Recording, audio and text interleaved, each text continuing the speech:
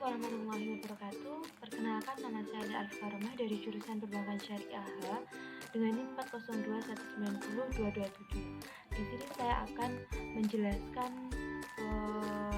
atau mempresentasikan proposal skripsi saya yang berjudul Pengaruh Produk dan Promosi Terhadap Keputusan Nasabah Menabung di Bank Muamalat Kantor Cabang Madiun dengan religiusitas sebagai variabel moderating. Nah, selanjutnya yang pertama saya akan menjelaskan mengenai landasan teori. Landasan teori yang saya gunakan di proposal skripsi saya. Yang pertama adalah teori keputusan pembelian. Keputusan pembelian adalah pemilihan dari dua atau lebih alternatif pilihan keputusan pembelian. Artinya bahwa seseorang dapat membuat keputusan harus tersedia beberapa alternatif, yakni lebih dari satu alternatif jika seseorang itu membutuhkan keputusan pembelian. Keputusan untuk membeli dapat mempengaruhi pada bagian proses dalam pengambilan keputusan tersebut. Itu dilakukan keputusan pembelian konsumen dipengaruhi oleh perilaku konsumen itu sendiri. Selanjutnya saya menggunakan teori produk. Menurut Fandi Tiptono, produk adalah sesuatu yang bisa ditawarkan sebagai usaha untuk mencapai tujuan organisasi melalui pemenuhan kebutuhan dan keinginan konsumen sesuai dengan kompetensi dan kapasitas organisasi serta daya beli pasar.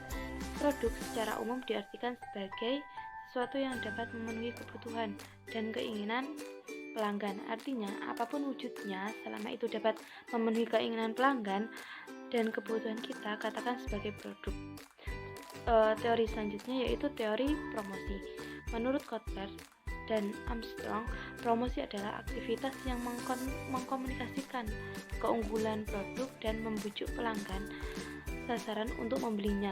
Kegiatan promosi yang dilakukan berfungsi untuk menyebarluaskan informasi mengenai produk tersebut dan menumbuhkan keinginan atau desire serta attention, menciptakan dan menumbuhkan keinginan serta mengembangkan keinginan konsumen untuk membeli produk yang ditawarkan.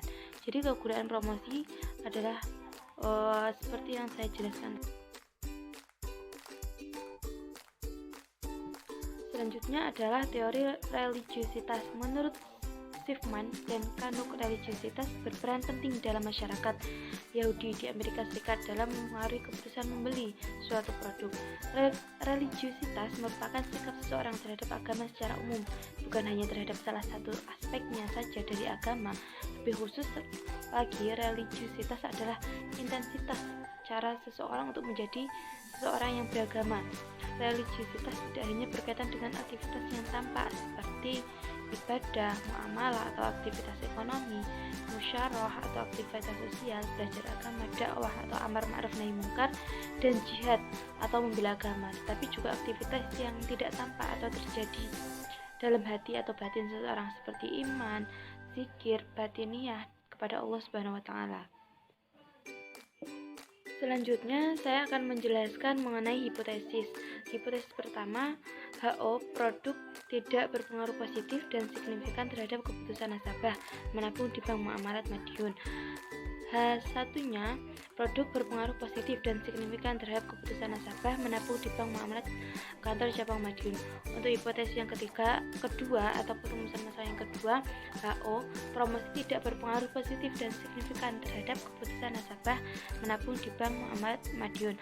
H2 promosi berpengaruh positif dan signifikan terhadap keputusan nasabah menabung di Bank Muamalat Madiun.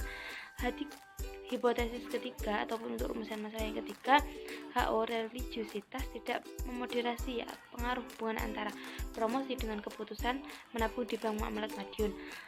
H3 religiusitas modernisasi pengaruh hubungan antara promosi dengan keputusan menabung. Proposal skripsi yang saya buat ini. Yang pertama, jenis penelitian.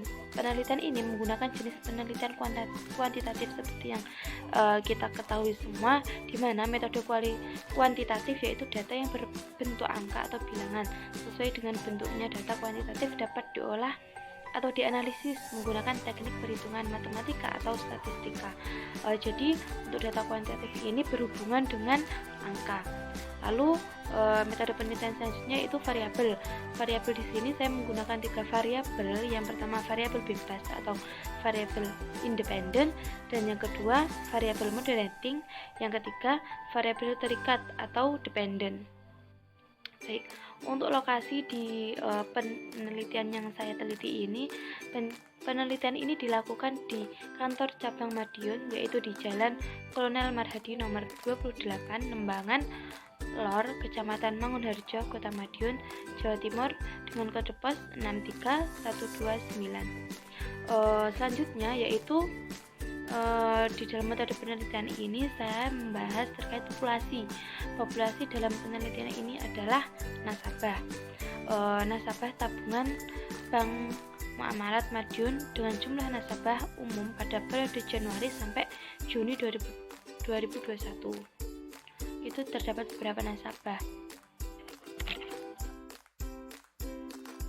Selanjutnya yaitu sampel. Teknik sampel dalam penelitian ini menggunakan teknik sampling purposive, yaitu teknik penentuan sampel dengan pertimbangan tertentu. Sampel dalam penelitian ini saya mengambil sebanyak 73 sampel.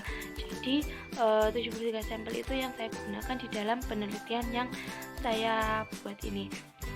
Jenis dan sumber data dalam penelitian ini menggunakan data kuantitatif seperti yang sudah saya katakan sebelumnya, dan sumber data penelitian ini adalah data primer.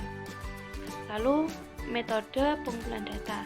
Dalam penelitian ini metode pengumpulan data yang digunakan dalam penelitian ini, peneliti ataupun saya mendapatkan data-data peneliti lapangan, terutama data primer, dengan cara wawancara ataupun kuesioner. Jadi saya melakukan wawancara kepada nasabah dan memberi beberapa nasabah itu kuesioner. Lalu metode penelitian selanjutnya yaitu instrumen penelitian. Di instrumen penelitian ini saya atau peneliti adalah pedoman wawancara, pedoman angkat, serta pedoman dokumentasi. Jadi ada empat instrumen penelitian yang saya gunakan, yaitu wawancara, angket, dan dokumentasi. Ada tiga instrumen penelitian. Selanjutnya yaitu metode penelitian yang selanjutnya di dalam penelitian ini adalah ada uji validitas dan reliabilitas, di mana uji ini sudah sangat akrab ketika kita melakukan penelitian kuantitatif. Yang pertama, uji validitas berguna untuk mengetahui apakah alat ukur tersebut valid. Valid artinya ketetapan mengukur atau alat ukur tersebut untuk mengukur sebuah variabel yang akan diukur. Jadi ini sangat berpengaruh sekali ya untuk penelitian kita, untuk penelitian kuantitatif lebih tepatnya. Lalu pengujian reliabilitas menggunakan rumus Corbett alpha yang dihitung dengan bantuan program SPSS versi 21. Suatu variabel dikatakan reliable jika memberikan Corbett alpha kurang dari 0,60. Instrumen dikatakan reliable jika R hitung lebih besar atau sama dengan R tabel. Jika R hitung lebih kecil dari R tabel, maka instrumen dikatakan tidak reliable. Lalu teknik pengolahan dan analisis data. Untuk teknik pengolahan dan analisis data ini bisa dilakukan dengan beberapa uji. Yang pertama, uji asumsi klasik, selanjutnya uji hipotesis, lalu uji moderated atau regression analysis atau MRA, yang terakhir ada alat analisis. Jadi di penelitian kuantitatif itu selalu menggunakan bisa dikatakan sudah akrab dengan keempat teknik pengolahan data tersebut. Dan di dalam pengujian reliabilitas itu bisa digunakan menggunakan SPSS. Mungkin hanya itu yang presentasi yang dapat saya sampaikan. Kurang dan lebihnya saya mohon maaf. Wallahu muwaffiq ila aqwamit thoriq. Wassalamualaikum warahmatullahi wabarakatuh.